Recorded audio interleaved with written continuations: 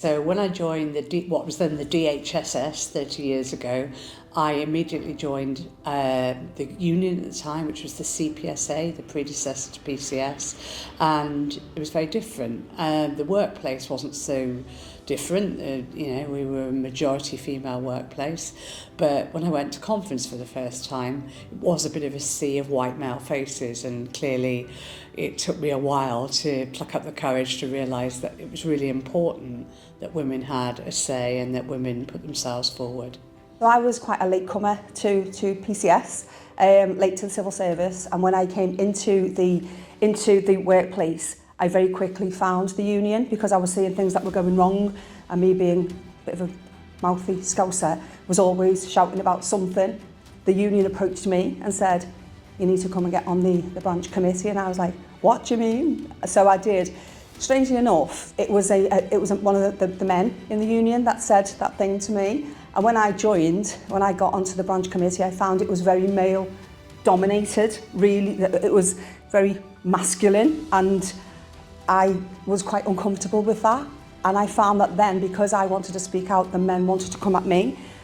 Now I think we are 60-70% women on our branch committee now, and I would encourage every single woman in the workplace to join your union, get involved, because we need to be at that table so all of this is not controlled by the men in the workplace. When I was first starting in the civil service, my mum and dad were so thrilled that I'd got what they called a proper job, because they felt like the civil service was a job for life. That's what they said to me. But my dad was a welder, and he had issues in the past, and he said, "Look, Jackie, you've got a bit of a gob on you, so I think you need to join your trade union." And we were quite trade union orientated anyway, so the first thing I did the week that I joined what was called then the Lord Chancellor's Department, I joined my union. And to be fair, I wasn't active really in the union at that point.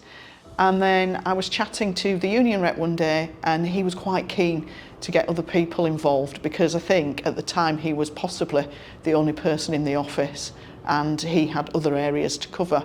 So I thought, it sounds a bit interesting. It's a bit of a change from my normal job. So I joined him and helped him on the branch a little bit. And from there, it started to snowball to the point where I became a branch member. Then I became a more active branch member. And also, being LGBT, at that point, I don't think I knew anybody who was gay in any way, well, not even slightly happy in any way. And so I thought nobody was gay like me or gay at all. So I never actually said that I was gay, but I thought it was pretty obvious to people. But then I decided that I'd come out, and maybe that would encourage people to come forward. And my trajectory was quite big, because it was about 2005 that I started being really active, and then by 2012 I was the first female president of the Ministry of Justice, and also the first openly gay president of the Ministry of Justice. A good while ago now, in the district where I was based, Somerset, there was a new pilot, and it was called the Single Work Focus Gateway, and it was very clear that lots and lots of people were going to be working on the pilot from different offices all around, not just our district but neighbouring districts. And the first thing I did, as somebody who was young and enthusiastic about the union, was went round and recruited everybody to what by then had become PCS.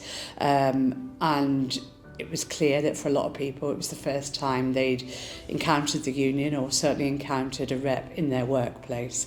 And it really gave me a sense of responsibility that I needed to negotiate on their behalf to make sure that the union was as strong as it could be, but then in turn, when I met the employer, that they recognised I was speaking for the whole workforce. Now, growing up as a child, I never realised that I was white, as people that now try to say that I'm white.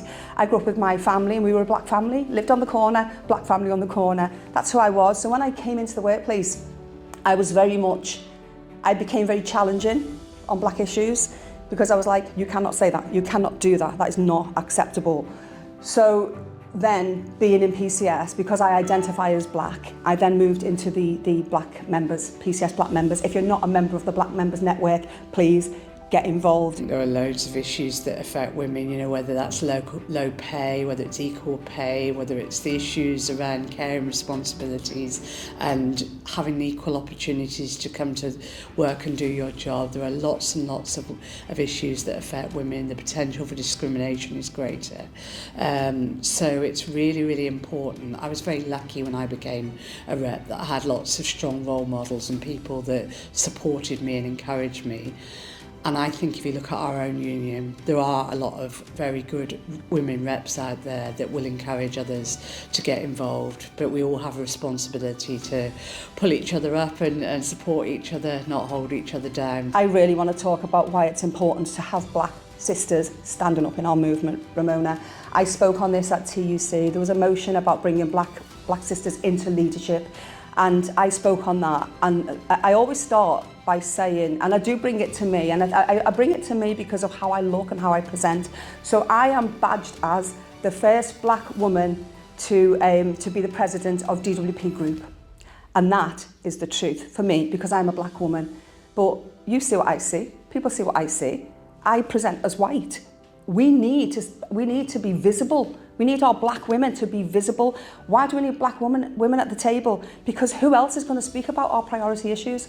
Who is going to talk about, you know, the lack of progression, the fact that we don't get chosen to, you know, when your line manager goes off and you get put on temporary duties. It's not black women that get that all of the time. It's predominantly white women that are chosen to take on temporary duties, to build their success profiles, to build their confidence. If we cannot fight for that for ourselves, who else is going to do it? So we need to be at the table. So I think the more of us that get involved, the more of us that stand for positions, the more of us that go to conference and speak at conference, the more representative we will be of our actual workforce, which, as I say, is predominantly female. And I know that things are hard for young people nowadays, but also you could really, really, really help the union make things better for everybody, but particularly for young people, because you know exactly what it's like to be a young person working in the civil service or outside in a private industry, but attached to a civil service. I'd love to see more of you engaged, and it's not that onerous. You can start off small. Like I did, I was a young member, and now I'm National Vice President and the President of the Ministry of Justice Group. But it started out small, and it started out just handing out leaflets. Nowadays, you've got a QR code. You know, use your skills to help the union. Use your skills to build the union. And young female members, really, really think about what you can do to assist the union. It is for us to step up and protect everything that we have, bring back everything that we've lost, and win for better in the future. This is for us now. As women, we do it for ourselves, but we also do it for our mothers, for our children, for our grandchildren, and for all of our little sisters that are coming up after us. We have to make sure that the world is a better place when we leave it than it was when we came into it. Like recruits like, because we can only be what we can see. So you playing a role as a woman will encourage other women that actually they can do that too. So the position that I now hold, I was the first female General Secretary, but it would be a bit unfortunate, wouldn't it, if I was then the last and we didn't see another woman come through for years. So certainly what we want to do is encourage everybody to understand that anything is possible, that any woman can stand for any position, and we fully support and encourage them to do so.